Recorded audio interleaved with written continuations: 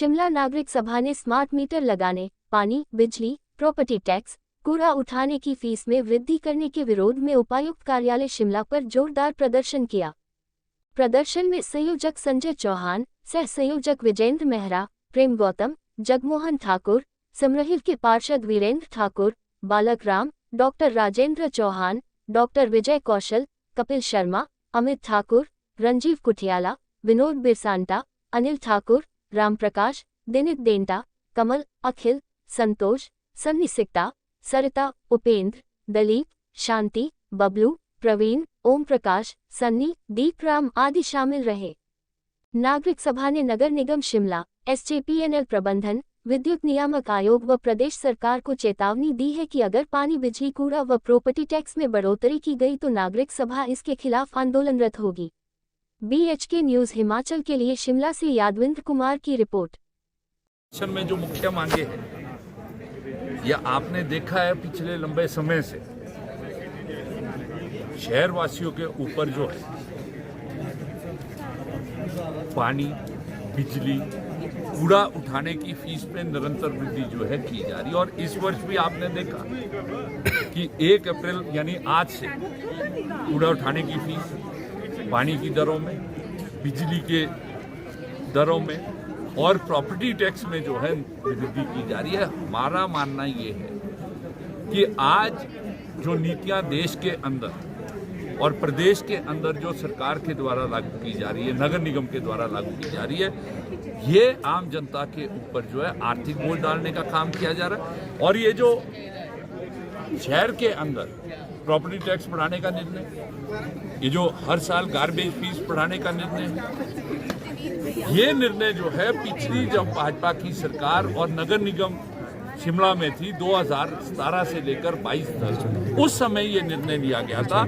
और वर्तमान में जो नगर निगम है और सरकार है, ये भी उसी निर्णय को कर रही है। आपको मालूम है, शहरवासी जानते, 2017 में जब प्रदर्शन भी आज शिमला नागरिक सभा यहाँ पर कर रही है। निश्चित तौर से शिमला नागरिक सभा का ये मानना है कि विश्व बैंक की शर्तों की आड़ में और खर्चों की आड़ में जो हर वर्ष जिस तरीके से एक पैटर्न बना दिया है, मॉडल बना दिया है नगर निगम शिमला ने और शिमला जल प्रबंधन निगम लिमिटेड ने, कि हर साल 10% की वृद्धि जो है कूड़े और पानी की दरों में की जा रही है। इसी तरीके से प्रॉपर्टी टैक्स में 8% की वृद्धि की जा रही है। इसका कोई तुक नहीं बनता है, ये कोई तर्क संगत नहीं है। ये कोई लॉजिक थोड़ी हुआ कि हर साल जो है 1 अप्रैल को आप जो है 10% की वृद्धि कर देंगे। शिमला शहर के अंदर आप मूलभूत सुविधाएं दे नहीं पा रहे। नगर निगम और जो SJPNL है, जो उसने दावे किए आज तक, उनको वो पूरा नहीं कर पाए। 24 घंटे पानी देने की जो इनकी कहानी थी, वो आज वैसी की वैसी अधूरी है। आप वार्डों के अंदर चले जाइए, आज भी कूड़ा हर जगह से नहीं उठता है, हर दिन नहीं उठता है, कई दिन नहीं उठता है। और प्रॉपर्टी टैक्स भी बहुत सारी जनता पर तो शिमला के अंदर ऐसे ही लाद दिया गया, क्योंकि जिस वक्त बहुत सारे मर्ज किए गए थे एरिया, जो वायदे किए गए थे कि वहाँ पर विकास जो है वहाँ किया जाएगा, तो आज शिमला के अंदर आप देख रहे हैं कोई विकास नाम की चीज़ उस तरीके से नज़र नहीं आती है।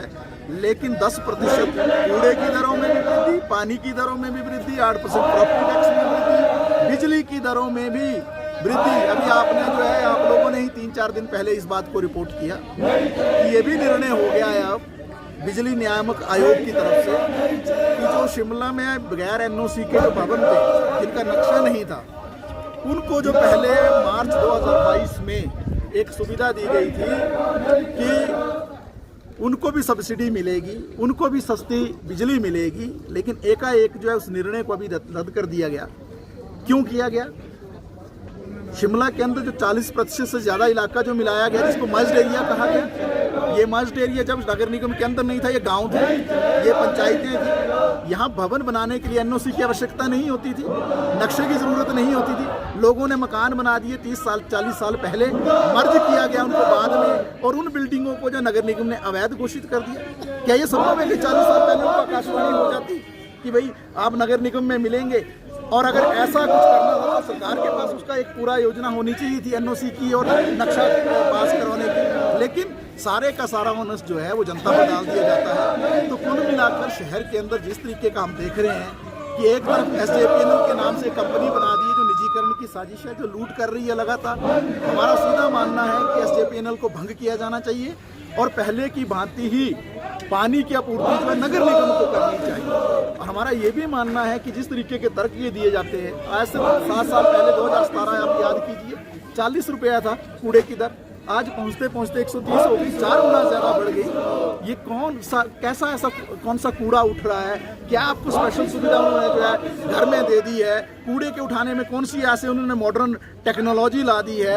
या कौन सा ऐसा जो है कूड़ा 2 या 3 टाइम उठ रहा है घरों से, जो आप जो है रेट इतने ज्यादा बढ़ाते जा रहे हैं? तो इस संदर्भ में जो है शिमला नागरिक सभा जो इस पर कड़ी आपत्ति जाहिर करती है। और जिस तरीके से 2017 में भारतीय जनता पार्टी ने जब उस पर उनका नगर निगम आया और सरकार आई, उन्होंने ही ये शुरुआत की थी, जिसको कांग्रेस ने भी आगे बढ़ा दिया। तो दोनों नीतियों में कोई हम अंतर देखते नहीं। इस बात को लेकर जो आज का प्रदर्शन हो रहा है और हम मांग कर रहे हैं कि ये जो बिजली और पानी और प्रॉपर्टी टैक्स के और कूड़े की दरों में जो वृद्धि की गई है, इसको वापस लिया जाए, अन्यथा आने वाले समय में जो है निश्चित तौर से हम आंदोलन को आगे बढ़ाएंगे। प्रॉपर्टी टैक्स के संदर्भ में मेयर साहब का कहना है कि पुरानी जो दरें थी उसी ही आगे बढ़ाया गया, कोई नई दरें नहीं लगाई गई है, इस पर क्या कहेंगे? मैंने पहले ही कहा अपनी बात शुरू करते हुए, ये तर्क ही बेमानी है कि हर बार जो है वो वृद्धि होगी रेट्स में।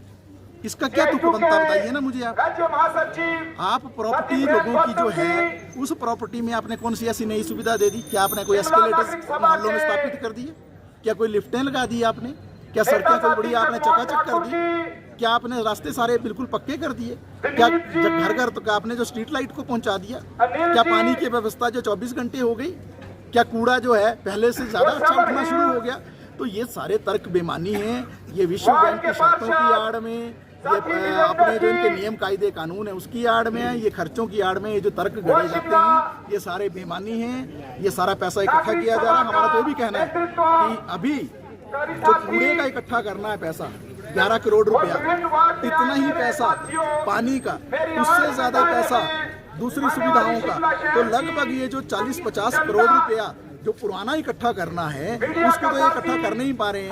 और जो जनता बिल्कुल एक नियम कायदे कानून से डिसिप्लिन मैनर में अनुशासित तरीके से जो सारे टैक्स चुका रही है या सुविधाओं का जो पे कर रही है, उन पर जो लगातार ये बोझ लाते रहते हैं। इसकी कड़ी खिलाफत जो करने की आवश्यकता, और हम शिमला की जनता से भी अपील करेंगे इसकी आप खिलाफत कीजिए, इसके खिलाफ आप लड़िए। नहीं तो आने वाले समय में शिमला शहर के अंदर गरीब आदमी जो है वो यहाँ पर रह नहीं पाएगा, वो अपना आशियाना यहाँ बना नहीं पाएगा, वो क्वार्टर ले नहीं पाएगा, और निश्चित तौर से उसको शहर से बाहर होना पड़ेगा। दूसरी बात हम ये भी कहना चाहते हैं कि आप पैसा बढ़ाते जा रहे हैं लेकिन आप भर्तियां तो करते नहीं है। 1200 से ज्यादा पद अभी भी नगर निगम और इन सारे जगह पर खाली है। आप जो है जो सफाई कर्मचारी लगाए गए उनको आप रेगुलर करते नहीं है। सैब के कर्मचारी, आउटसोर्स कर्मचारी आप 1200 पद है उनको भरते नहीं है। आप जो है रेगुलर के बजाय पार्ट टाइम रोजगार में ले जा रहे हैं, कॉन्ट्रैक्ट में ले जा रहे हैं, आउटसोर्स में ले जा रहे हैं, सफाईकरण कर रहे हैं। तो निश्चित तौर से सुविधा कोई है नहीं, कर्मचारियों पर काम का बोझ बढ़ रहा है और जनता पर भी जो है लगातार टैक्स और जो रेट है उनका पैसों का आर्थिक बोझ बढ़ रहा है। लेकिन हम इस बात की कड़ी खिलाफत कर रहे हैं और इसके खिलाफ निश्चित तौर से हम आंदोलन को आगे बढ़ाएंगे। इसी अलावा स्मार्ट सिटी और उस वक्त भी हमने कहा था कि जिस तरीके से ये रेलवे का निजीकरण और स्मार्ट मीटर योजना जिस तरीके से लाई जा रही है, बिजली का जो निजीकरण है, इसकी हम कड़ी खिलाफत करते हैं। चंद रुपयों के लिए, चंद सैकड़ों रुपए के लिए आप हिमाचल प्रदेश के अंदर एक ऐसी योजना को लाने जा रहे हैं जिससे निजीकरण होगा। आपको याद होगा इससे कुछ साल पहले दिल्ली में क्या हुआ था, पूरी की पूरी सरकार को ही पलट दिया गया था पानी और बिजली के मुद्दे पर। क्या था वहाँ, यही इसी तरीके का स्मार्ट मीटर जब लगाया जाएगा 10,000